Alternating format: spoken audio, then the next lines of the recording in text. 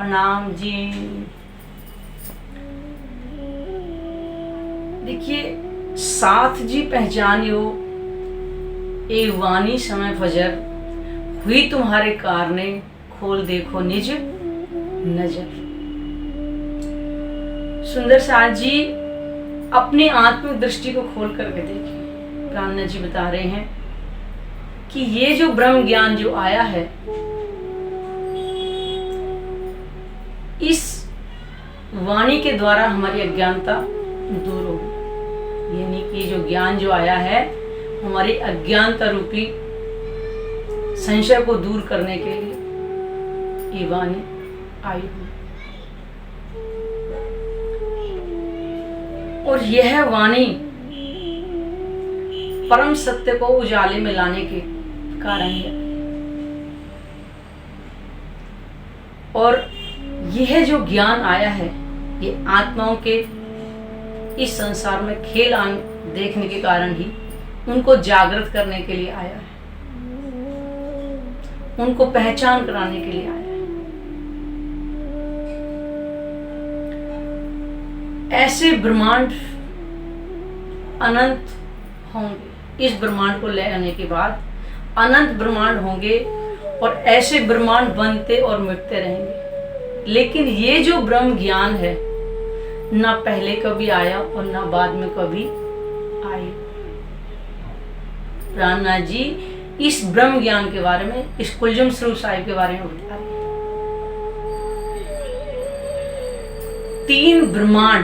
तीन ब्रह्मांड हुए जो ऐसे हुए ना हो सिको।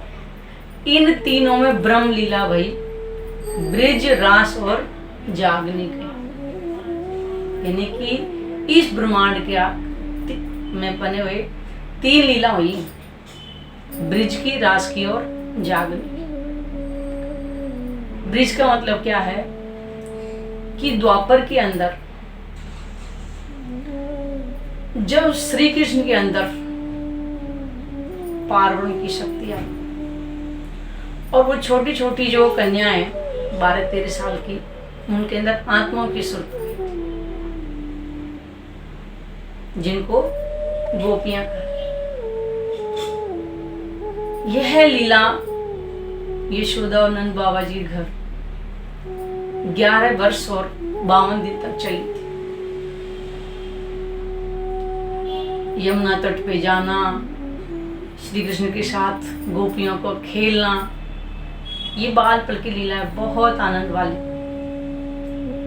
उसके बाद क्योंकि आत्माओं को पता नहीं है अभी कि हम कहाँ से आए हैं, ये कुछ नहीं पता हूँ, लेकिन एक अंदर ही अंदर एक लगाव है श्री कृष्ण के प्रति, ये पता है। लेकिन श्री के अंदर जो शक्ति है वो कौन सी है, ये उनको पहचान है।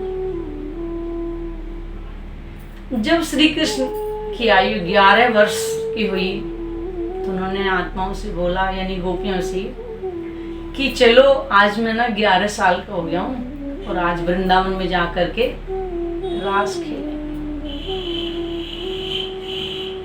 तो गोपियों ने बोला कि एक तो हमें घर वालों के वैसे ही ताने सुनते हैं और हम तेरे साथ रास खेलने के लिए रात में जाए, क्योंकि गोपियों को कोई पहचान नहीं। क्योंकि परमात्मा ने पहले ही बोला था, तुम अपने आप को भूल जाओगे और मुझे भी भूल जाओगे। आज वो भूली पड़ी है कि ये हमारी आत्मा के पति, कि हम तुम्हारे साथ रात को रास करना नहीं जाएंगे।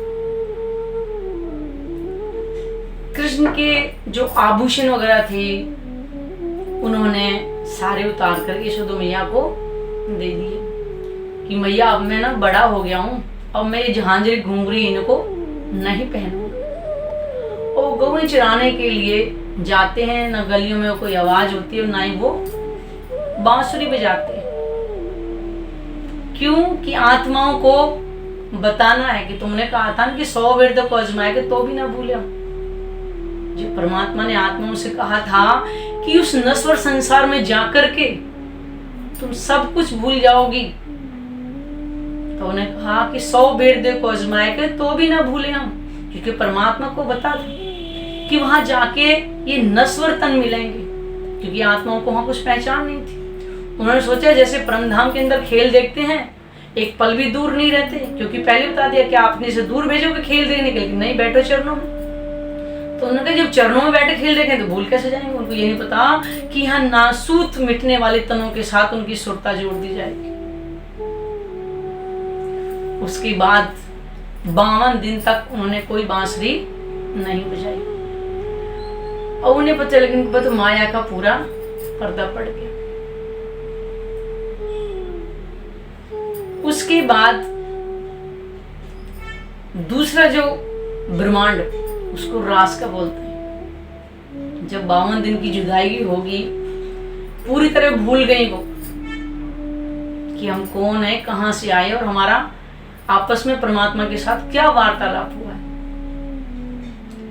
उसके बाद जब 52 दिन वियोग के हो गए थे, तो श्री कृष्ण के तन के अंदर शक्ति थी पार्वम की, उन्होंने योग माया के ब्रह्मांड में जाकर के बांसुरी बजाई। ये भागवत पुराण के अंदर सारा वर्णन है महाराज का और एक रास करके। महाराज जो खेली वो योग माया के ब्रह्मांड में खेली थी, संसार में नहीं खेली गई थी, तो प्रतिबिंब की लीला हुई थी। जब उन्होंने अखंड योग माया ब्रह्मांड में बांसुरी बजाई तो सब सुन रहे हैं और गोपियां तन छोड़ छोड़ करके जा रही है, किसी को पता नहीं चल रहा है कहां जा रही है।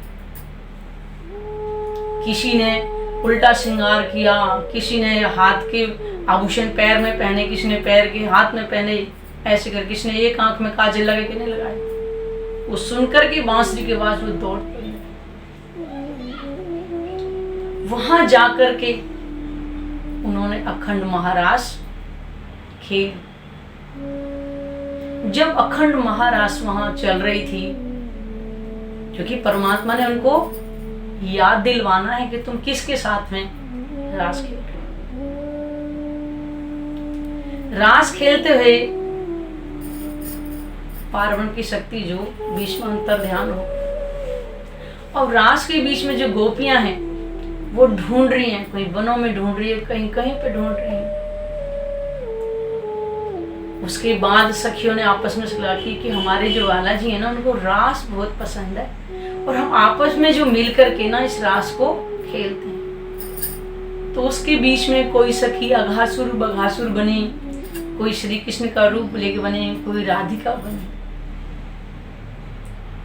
उसके बाद वो शक्ति नया श्रृंगार करके परम धाम वाला, यहाँ के कृष्ण का जो श्रृंगार था वो नहीं, परम धाम वाला श्रृंगार, क्योंकि आत्माओं को ये बताना है कि तुम खेल देखने आई हो।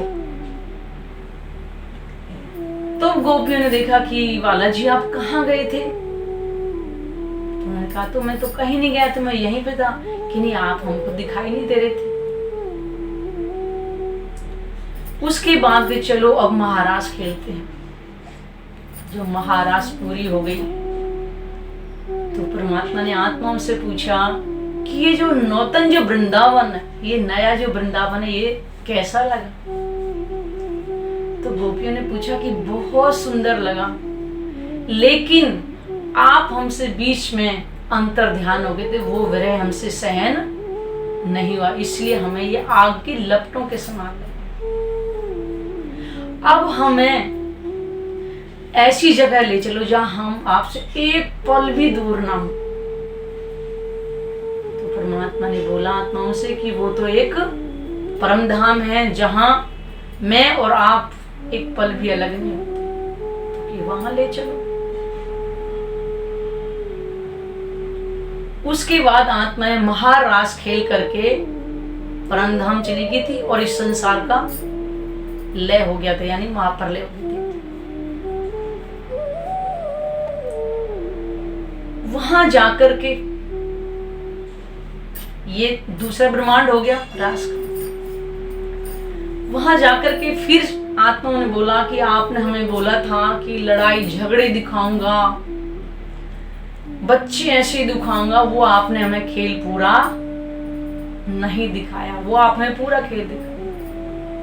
तो परमात्मा ने आत्माओं से बोला कि थोड़ा देख करके ही समझ जाओ,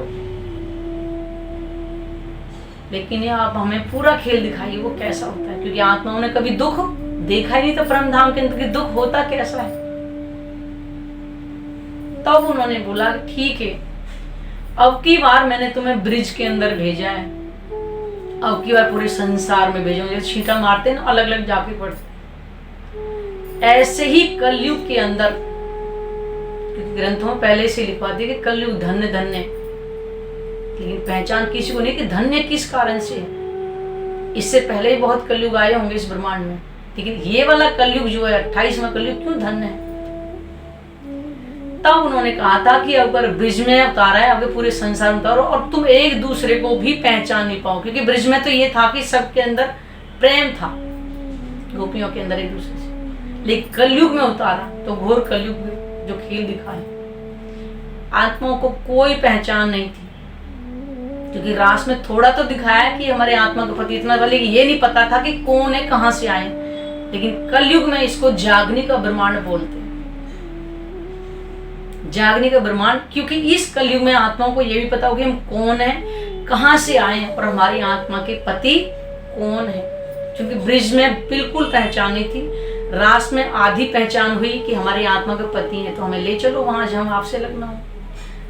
इस कलयुग के अंदर ये जो ब्रह्म ज्ञान आया, इससे आत्मा को पूर्ण पहचान हो जाएगी कि हम कौन हैं, कहां से आए हैं और किस लिए आए और हमारी आत्मा का पति कौन। आज संसार में आत्माएं आई हुई हैं कि परमात्मा ने पहले ही बोला था कि मैं ही रसूल बन के आऊंगा और मैं ही तुम्हें जागृत करूं, तुम अपने आप वहां पे पहचान नहीं कर पाओगे कि हम कौन।